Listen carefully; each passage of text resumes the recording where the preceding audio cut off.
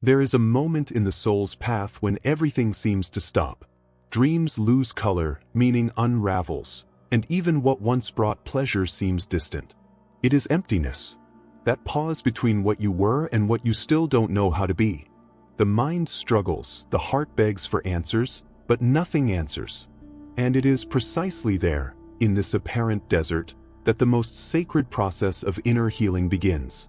Carl Jung said that the soul is not healed by the force of will, but by surrender to what consciousness tries to avoid. Emptiness is this surrender. It is the space where life invites you to let go of control and finally hear what the noise of the world has always drowned out, the sound of your truth. Most people fear emptiness. He does everything he can to fill it, with distractions, relationships, work, promises, forced spirituality. But the more you try to escape, the more it pursues you. Because emptiness is not a punishment, it is a calling. It arises when the soul is tired of papers, when the ego can no longer sustain the old masks. It is the invitation to be born again. Jung explained that the unconscious acts as a silent guide. When you disconnect from who you really are, the psyche creates crises, breakups, silences, and pauses, all to force you to reconnect with the essence. Therefore, emptiness is the fertile field of transformation. Nothing is born without first going through a time of symbolic death. Just as the seed needs to disappear into the darkness of the earth before it blooms, so too does the soul need to go through the night before dawn. In emptiness, the mind goes into despair because it loses control. But the soul smiles, because finally the ego is silent. And in silence, she can speak. It is in this space of apparent nothingness that the unconscious begins to reveal what has been denied, old fears, repressed pain, forgotten memories. It is the territory of the shadow. The shadow, Jung said, is everything that the ego refuses to accept about itself. And when life leads you to emptiness, it is she who comes to visit you. The anger, the sadness, the guilt, the envy, everything you have tried to bury reappears, not to punish you, but to be seen, welcomed, integrated. Emptiness is the doctor's office. And the shadow, the invisible therapist who brings out what needs to be healed. So don't run away from this moment. If silence visits you, if loneliness envelopes you, if meaning seems to have disappeared, it is not the end. It is the beginning of your transformation. Emptiness is the womb of the new. It looks like death, but it is pregnancy. Everything that is true is born after the collapse of illusions. Carl Jung called this process individuation, the way in which the human being ceases to be a fragment and becomes whole. And no being becomes whole without crossing its own desert. The shadow needs to be seen, the fear needs to be embraced, the pain needs to be accepted. Only in this way can the inner light emerge, not as an escape, but as consciousness. The soul is wise. When it puts you in the void, it's not to punish you, it's to free you from what isn't real. It separates you from noise, excess, expectations. It invites you to strip yourself of everything that is artificial so that, finally, you can feel the essentials. Therefore, emptiness is sacred. He does not destroy, he purifies. It does not erase, purifies. It does not punish, it awakens. And when the soul awakens, life tastes again. But first, it takes courage to remain in this silence, without trying to escape. Emptiness is the pause between one chapter and another in your soul's history. And, like every divine interval, it exists for you to breathe before you are born again. Carl Jung said that gold is in the shadows. Few understand what this phrase means. But emptiness, that deep silence that takes over the soul, is the perfect setting where this gold can be discovered. When the ego gets tired of fighting pain, when the noise of the world no longer distracts, the unconscious begins to speak. And what he reveals is not always pretty. Memories, guilt, repressed desires, regrets, old fears arise, all of which was locked in the basement of the psyche. It is at this point that many give up because they believe that something has gone wrong. But in fact, it's the opposite. That's where the healing begins. The shadow does not come to destroy you, it comes to give back what you have denied. It shows what still needs to be loved. It shows where love has not yet arrived. That is why Jung called the shadow the bridge to the self. the portal that connects the superficial being to the essential being. To ignore it is to remain on the surface.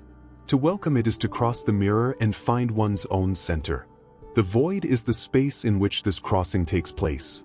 He silences the ego so that the soul speaks. And what the soul says almost always hurts, because it speaks the truth. The truth that you were not as strong as you imagined, nor as weak as you believed. The truth that what he called peace was sometimes escape. The truth that what he called love was often dependence. These revelations break the heart, but it is with a broken heart that the light enters. Emptiness teaches humility. It teaches you to surrender, to accept that you can't heal in a hurry what took years to get sick. Jung said that the soul has its own time, and that the more we try to accelerate, the more it withdraws. That is why emptiness is slow. He doesn't want you to understand, he wants you to feel. Because rational understanding does not transform, it only justifies. The experience felt is what changes the being. There is an instant in the crossing when you realize that nothing external will fill the inner hole. Neither love, nor success, nor recognition. Because emptiness is not a lack of something outside, it is a call of what is inside. The soul wants to bring you back home. But it doesn't do it through pleasure, it does it through truth. And it is the shadow that holds your hand on this path. It is the mirror that shows what has been forgotten. It forces you to face what builds you and what destroys you. And interestingly, the more you stare at it, the less it threatens you. Because what is accepted is transformed. The integration of shadow is a form of alchemy. Pain becomes wisdom, guilt becomes compassion, loss becomes strength. Everything that was fragment unites. Everything that was noise becomes a melody. And the emptiness, which seemed to be punishment, reveals itself as a sanctuary. Jung stated that no one becomes enlightened by imagining figures of light, but rather by making darkness conscious. This is what happens in the void. You stop looking for light outside and start lighting small lamps inside. One by one. Each flash is an insight, a forgiveness, an acknowledgement, a surrender. And when you least expect it, you realize that the dark is no longer scary, because you have become light enough to walk without fear. But this light is not the same as what the ego seeks. It is not a displayed glow, it is a quiet serenity. You no longer need to prove that you are well, because you understand that being in process is sacred. He no longer needs to force optimism, because he has learned to respect the night. Emptiness teaches you the beauty of not knowing, the strength of just being, and the power to allow. The process is paradoxical. The more you try to escape from emptiness, the more it hurts. But when he accepts it, he is transformed into peace. Because emptiness does not require solutions, it requires presence. And presence is what heals. Jung believed that healing does not happen by eliminating suffering, but by expanding consciousness. In other words, you don't free yourself from pain, you learn to move with it. She stops being a prison and becomes a teacher. Emptiness is this silent teacher. It teaches you what no book teaches, that silence is therapeutic, that waiting is transformative, and that collapse is only the prelude to rebirth. Few understand this because the world celebrates brilliance, not pause. But the soul does not follow the logic of the world. It follows the logic of the sacred. And the sacred manifests itself in what the ego despises: silence, tiredness, the end, the darkness, not knowing. Because it is in these states that you stop acting and begin to exist. Emptiness, therefore, is the altar of the soul. It is where you really find yourself. Not as he would like to be, but as he is. And from this encounter, everything that was in ruin begins to be rebuilt, not by force, but by lucidity. When Jung spoke of shadow healing, he did not promise lightness. It promised completeness. And being whole is much more powerful than being happy. Because happiness is a state that passes. Wholeness is a state that sustains. And only those who have crossed the void understand the value of this silent force that is born after pain.